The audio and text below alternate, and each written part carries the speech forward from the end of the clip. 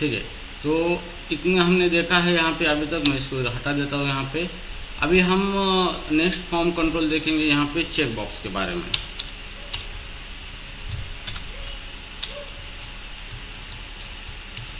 ठीक है, अब ये जो चेक बॉक्स है इसका मेन पर्पज है कि हमें बाइनरी इनपुट लेने के लिए हम इसका इस्तेमाल करते हैं। ओके, मतलब हम किसी को टिक करते हैं, जैसे टिक मार करते हैं यहाँ पे।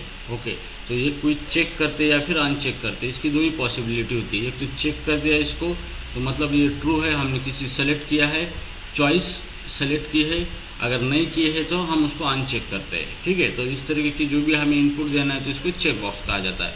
तो सबसे पहले देखेंगे चेक बॉक्स किस तरीके से बनाया जाता है। आपको चेक बॉक्स बनाने के लिए यहाँ पे इनपुट टैग का इस्तेमाल करना है। टैग का नाम है इनपुट यहाँ पे। ठीक है, तो ये सेल्फ क्लोजिंग टैग है। अब यहाँ पे आपको इसका एट्रीब्यूट है यहाँ पे टाइप, और यहाँ पे टाइप की पॉसिबल वैल्यू है इतनी सारी, बहुत सारी। ठीक है, तो हमें यहाँ पे चेक बॉक्स इसको देना है। ठीक है, और जैसे चेक बॉक्स देखिए तो ये टाइटल की डिमांड करता है, तो हम इसको टाइटल देंगे जैसे कि जावा। ठीक है, तो हमने जावा के लिए एक चेक बॉक्स बनाया है यहाँ पे। ठीक है, तो ये एक चेक बॉक्स है यहाँ पे। तो हम इसको जैसे भी हम रन करेंगे तो ये आपको एक कंट्रोल बना के देगा, जिसका यूज करके हम एक चेक कर सकते हैं, मतलब हम सेलेक्ट कर सकते हैं जो भी चॉइस प्रोवाइड की गई है वेब पेज पे उस चॉइस को। ठीक है, तो जैसे मैं इसको रिफ्रेश करूंगा पेज को तो यहाँ पे ये चेक बॉक्स आ गया आपका। ये चेक हो गया, ये अनचेक, ये चेक हो गया, ये अनचेक हो गया। और इसको टाइटल एट्रीब्यूट दिया है तो यहाँ पे देखो जावा नाम से टाइटल आया है। ठीक है, तो ये अनचेक, ये चेक, अनचेक, चेक, इस तरीके की चीजें करनी है हमें। अब सिर्फ ये चेक एंड अनचेक करने से नहीं होगा, क्योंकि हमें इसके सामने कोई ना कोई चीज रखनी पड़ेगी।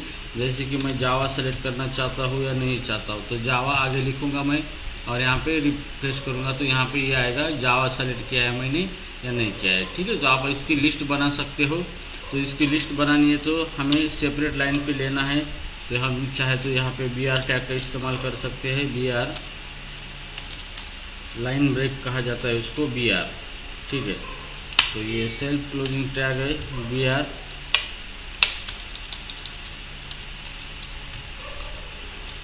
ठीक है, और ये BR देके फिर हम और ऐसी लिस्ट बनाएंगे यहाँ पे, इस तरीके की लिस्ट बनाएंगे। ठीक है, और इसको यहाँ पे जावा है, टाइटल जावा है, यहाँ पे गोलैंग है। ओके, यहाँ पे हम एंगुलर है और यहाँ पे जावास्क्रिप्ट है,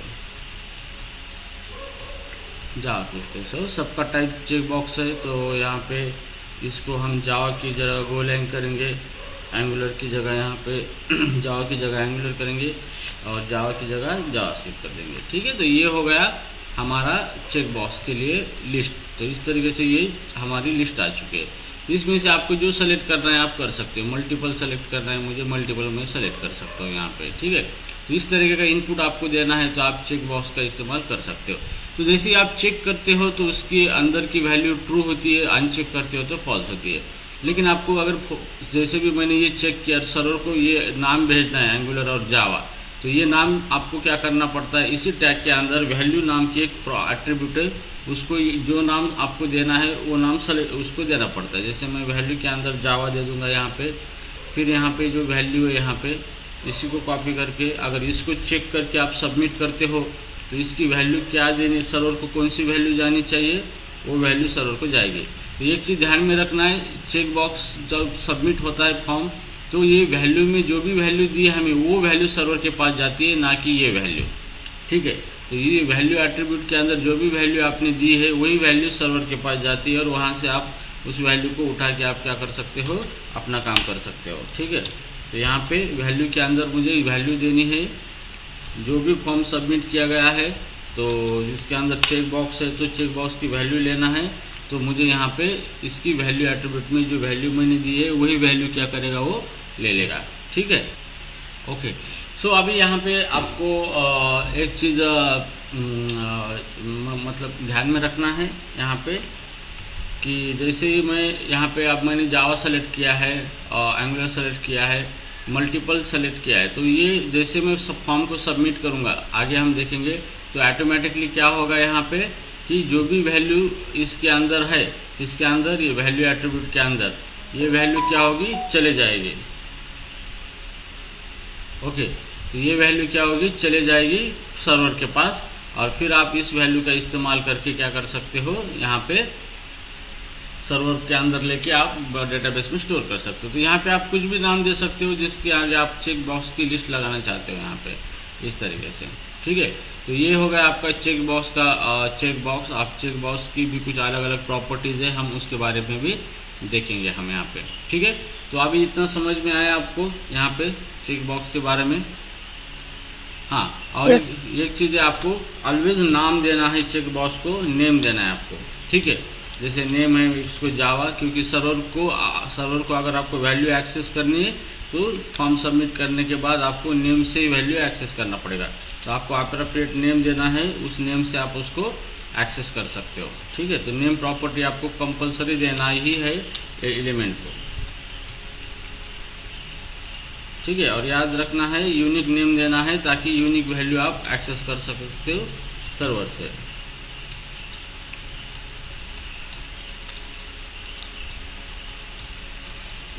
ठीक है, अंडरस्टूड, समझ में आया। तो ये चेक बॉक्स के बारे में ये बेसिक चीजें थी। ठीक है, तो अभी हम इसकी और कुछ प्रॉपर्टी देखेंगे यहाँ पे। ठीक है, अब इसकी अब मान लो कि मुझे बाय डिफॉल्ट गोलैंग को चेक दिखाना है बाय डिफॉल्ट। ठीक है, तो बाय डिफॉल्ट ये मेरा गोलैंग जो है यहाँ पे गोलैंग, तो इसको आप इस तरीके से चेकड करके छोड़ दे सकते हो, चेकड। तो जैसे भी इसको चेक करके छोड़ोगे तो बाय डिफॉल्ट एक वैल्यू आपकी सेलेक्ट हो जाएगी यहाँ पे। अब अगर मुझे जावास्क्रिप्ट को बाय डिफॉल्ट सेलेक्ट करना है तो जावास्क्रिप्ट को यहाँ पे आपको क्या करना है, चेक करना है, चेक। तो जैसे भी आप इसको चेक करके छोड़ोगे तो यहाँ पे डायरेक्टली रिफ्रेश करने के बाद ये ऑटोमेटिकली चेक हो जाएगा। ठीक है, और सर्वर के पास ये वैल्यू सबमिट करने के बाद तभी जाएगी जब ये यहाँ पे जो हमारा जो चेक जो वैल्यू चेक की है वही वैल्यू सर्वर के पास जाएगी, और उसी नाम से आप उसको एक्सेस कर सकते हो। ठीक है, तो इस तरीके से आप क्या कर सकते हो, चेक बॉक्स का चेक प्रॉपर्टी का इस्तेमाल कर सकते हो। ठीक है, हियर बाकी सारी चीजें आपको वैलिडेशन के लिए, जैसे कि रिक्वायर एट्रीब्यूट है कि आपको चेक बॉक्स रिक्वायर करना जरूरी है। रीड ओनली है, तो रीड ओनली एट्रीब्यूट जो है, तो आप इसको रीड ओनली एट्रीब्यूट से इसको कोई फर्क नहीं पड़ता है यहाँ पे। ओके, ठीक है, तो यहाँ पे इसको आपको डिजेबल करना है चेक बॉक्स को। यहाँ पे कंट्रोल Z, मैंने गोलैंग को यहाँ पे सेलेक्ट किया था। ठीक है, अगर आपको डिजेबल करना है इसको तो आप डिजेबल भी कर सकते हो इस तरीके से। ठीक है, तो यहाँ पे ये डिजेबल हो गया चेक बॉक्स, अभी इसको आप कुछ नहीं कर सकते। ठीक है, तो ये अभी काम नहीं करेगा और सबमिट करने के बाद ये वर्क नहीं करेगा। ठीक है, तो आप इसको डिजेबल भी कर सकते हो। ठीक है, तो ये हो गया आपका चेक बॉक्स के बारे में। बाकी आप इसको वैलिडेशन के लिए रिक्वायर भी लगा सकते हो। यहाँ पे रिक्वायर लगाने के बाद क्या होता है कि इसको चेक करना जरूरी होता है, जब हम फॉर्म सबमिट करते हैं तब इसको चेक करना जरूरी होता है। ठीक है, तो बाकी की चीजें जो है वो एज इट इज है, खाली इतना ही चेंज था इसके अंदर कि चेक प्रॉपर्टी है, और यहाँ पे जिसका टाइप जो है आपको क्या लेना है, चेक बॉक्स लेना है। ठीक है, तो इतना अगर आप ले लेंगे तो ये ऑटोमेटिकली क्या करेगा, एक चेक बॉक्स बना के देगा। सिर्फ चेक बॉक्स बना के देगा, उसके आगे जो भी नाम देना है आप दे सकते हो, लेकिन जिस चेक बॉक्स को हमने चेक करके सबमिट किया है फॉर्म को, उसी चेक बॉक्स के अंदर जो वैल्यू एट्रीब्यूट है यहाँ पे वैल्यू, यही वैल्यू सर्वर के पास जाएगी। तो यहाँ पे आपको ध्यान देना है कि वैल्यू के अंदर आपको कौन सी वैल्यू रखनी है किस चेक बॉक्स के लिए। ठीक है, अंडरस्टूड, कंसेप्ट समझ में आया चेक बॉक्स के बारे में? Yes yes sir. Okay, good. समझ रहे HTML अच्छी तरीके से? हाँ सर।